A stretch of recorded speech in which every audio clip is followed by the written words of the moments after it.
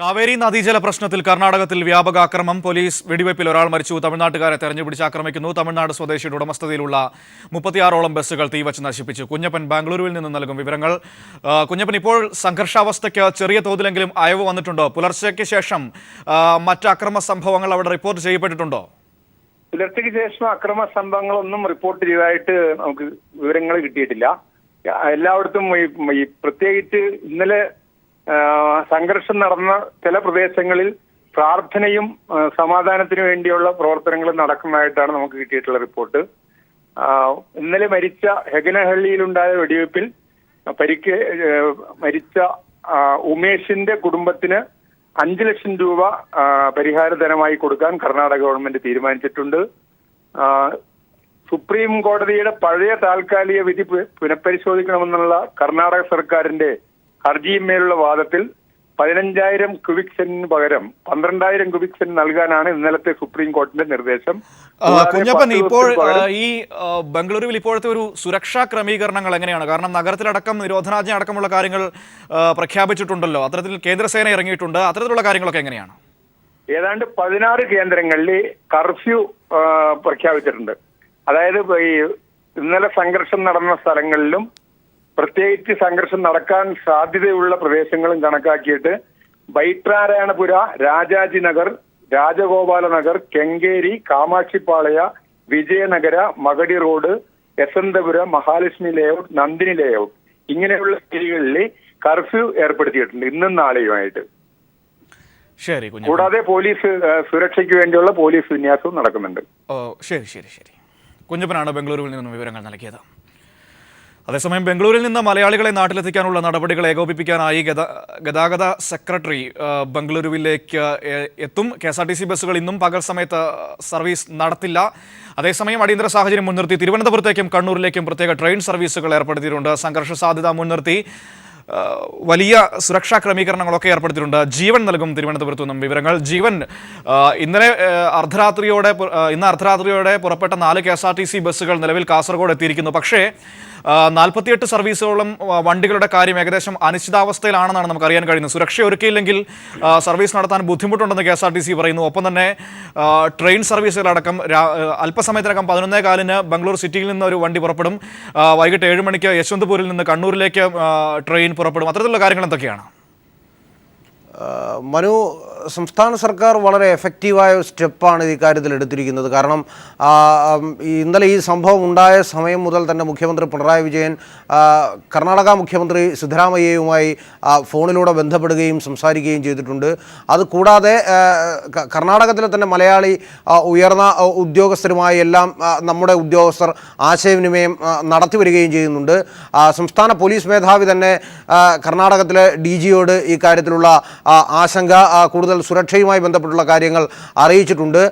ഇന്നലെ പകലോടുകൂടി പുറപ്പെട്ട സംഭവവികാസങ്ങൾക്ക് ഇന്നലെ രാത്രിയോടുകൂടി അല്പം അയവ് വന്നെങ്കിലും ഇന്ന് രാവിലെ ബസ്സുകൾ ഓടിത്തുടങ്ങിയിരുന്നു. എന്നാൽ അല്പസമയങ്ങൾക്ക് മുമ്പ് നമുക്ക് ബാംഗ്ലൂരിൽ നിന്നും ലഭിക്കുന്ന വിവരങ്ങൾ പ്രകാരം ബസ്സുകൾ വീണ്ടും അവിടെ പിടിച്ചിട്ടിരിക്കുകയാണ്. കാരണം സംഘർഷവുമായി ബന്ധപ്പെട്ട് ഒരു വലിയ പോലീസ് ഡിപ്ലോയ്മെൻറ്റ് തന്നെ സിറ്റിക്കുള്ളിൽ ആവശ്യമായി വന്നതിനാൽ കോൺവോയ് പോകുവാൻ ആവശ്യമായ പോലീസുകൾ ഇല്ല എന്നതാണ് ബാംഗ്ലൂർ പോലീസിൻ്റെ ഭാഗത്തു നിന്ന് അറിയിക്കുന്നത്. IG ചരൺ റെഡ്ഡിക്കാണ് ഇതുമായി ബന്ധപ്പെട്ടുള്ള ചുമതല അവിടെ ADGP സോണൽ ADGP നൽകിയിരിക്കുന്നത്. കൂടാതെ ഇതുമായി പക്ഷേ 11:15 തിരുവനന്തപുരത്തേക്കൊരു ട്രെയിൻ പുറപ്പെടുന്നതിനായി തയ്യാറാണ് എങ്കിൽ പോലും സിറ്റിയുടെ പല ഭാഗങ്ങളിൽ ഇപ്പോഴും വീടുകളിൽ കഴിയുന്ന മലയാളികൾക്ക് എപ്രകാരമാണ് ബാംഗ്ലൂരിലെ റെയിൽവേ സ്റ്റേഷനിലേക്ക് എത്താൻ കഴിയുക എന്നതിനെ സംബന്ധിച്ച് ഇപ്പോഴും ഒരു അനിശ്ചിതത്വം നിലനിൽക്കുന്നുണ്ട്. കാരണം ഞാൻ നേരത്തെ സൂചിപ്പിച്ചതുപോലെ ഒരു കോൺവോയ് ഇട്ടുകൊണ്ടുള്ള ബസ്സുകൾ റെയിൽവേ സ്റ്റേഷനിലേക്ക് എത്തിച്ചെങ്കിൽ മാത്രമേ യാത്രക്കാർക്ക് അവർക്ക് ട്രെയിനിലൂടെയുള്ള യാത്രാമാർഗം സുഗമമാക്കാൻ കഴിയൂ. പക്ഷേ അതിനുള്ള ഫോഴ്സ് നിലവിൽ ഈ കാര്യത്തിലില്ല. കർണാടക പോലീസിനെ സഹായിക്കുന്നതിനായി കേരള പോലീസിൻ്റെ 100 അംഗ സ്ട്രൈക്കിംഗ് ഫോഴ്സിൻ്റെ ഒരു സംഘം ഇന്നലെ രാവിലെ 3 മണിയോടുകൂടി മാണ്ടിയിൽ എത്തിയിട്ടുണ്ട്. ആവശ്യമെങ്കിൽ കൂടുതൽ ഫോഴ്സിനെ അയക്കാൻ തയ്യാറാണ് എന്ന് സംസ്ഥാന പോലീസ് മേധാവി തന്നെ അവരെ അറിയിക്കുകയും ചെയ്തിട്ടുണ്ട്. ഈ കാര്യത്തിൽ കേന്ദ്രസേന അടക്കമുള്ള അവരുടെ ആവശ്യങ്ങൾ ആണ് ഇതിൻ്റെ മുൻനിർത്തിയാണ് ഇപ്പോൾ കർണാടക പോലീസ് പ്രവർത്തിച്ചുകൊണ്ടിരിക്കുന്നത്. പക്ഷേ എന്നാൽ പോലും ഏറ്റവും പ്രധാനമായി ഉണ്ടായിരിക്കുന്ന ഒരു വെല്ലുവിളി സിറ്റി ഏതാണ്ട് ശാന്തമാണ് എങ്കിൽ പോലും ചുറ്റുമുള്ള പല പ്രദേശങ്ങളിലും ഇപ്പോഴും അക്രമത്തിൻ്റെ തീ കെട്ടിട്ടില്ല എന്നാണ് അറിയാൻ കഴിയുന്നത്. കർഷക സംഘടനകൾ വീണ്ടും പ്രക്ഷോഭത്തിന് ആഹ്വാനം നൽകാൻ ഒരുങ്ങുന്നു എന്ന വാർത്തകൾ രാവിലെ മുതൽ കർണാടക ചില മാധ്യമങ്ങൾ റിപ്പോർട്ട് ചെയ്യുന്നുണ്ട്. അതുകൊണ്ട് തന്നെ ജനങ്ങൾ ഒരു ഭയചകിതരാണ്.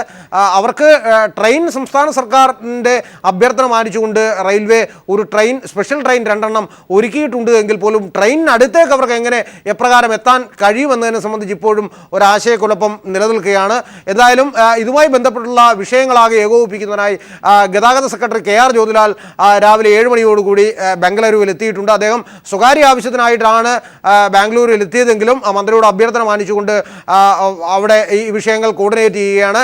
2 പ്രധാന ഡിസാസ്റ്റർ മാനേജ്മെൻറ്റിലെ 2 ഉദ്യോഗസ്ഥരെ അവിടെ മന്ത്രി നേരിട്ട് ചുമതലപ്പെടുത്തിയിട്ടുണ്ട്. ഒരു പ്രദീപിനെയും സതീഷിനെയും.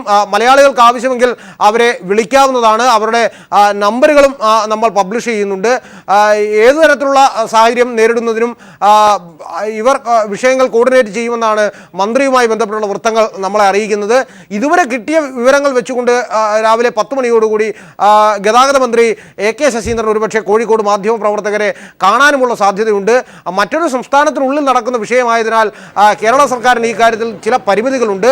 പക്ഷേ ആവശ്യമായ സുരക്ഷയോ സഹായമോ എന്താവശ്യപ്പെട്ടാലും നൽകുന്നതിന് കേരളം ഒരുക്കമാണ് എന്നാണ് സർക്കാരുമായി ബന്ധപ്പെട്ടുള്ള വൃത്തങ്ങൾ മാധ്യമങ്ങളെ അറിയിച്ചിരിക്കുന്നത്. മനു, ജീവൻ, ഇനി നമ്മുടെ മുന്നിൽ നിൽക്കുന്ന ഏറ്റവും പ്രധാനപ്പെട്ട 2 കാര്യങ്ങൾ എന്ന് പറഞ്ഞാൽ, ഒന്ന്, നേരത്തെ നമ്മൾ സൂചിപ്പിച്ചതുപോലെ ഈ റെയിൽവേ സ്റ്റേഷനിലേക്ക് നഗരത്തിന്റെ വിവിധ ഭാഗങ്ങളിൽ താമസിക്കുന്നവർക്ക് എത്തിപ്പെടാനുള്ള ഒരു സാഹചര്യം ഉണ്ടാകണം, അതിനുള്ള സുരക്ഷ ഉണ്ടാകണം. മറ്റൊന്ന്, അവിടെ നിന്ന് ഇപ്പോൾ KSRTC ബസ്സുകൾ പുറപ്പെട്ടാൽ അതിന് കോൺവോയ് ആയി പോയാൽ അതിന് സുരക്ഷയൊരുക്കാൻ കൂടെ പോലീസ് സംവിധാനങ്ങൾ യാത്ര ചെയ്യേണ്ട ഒരു സാഹചര്യം.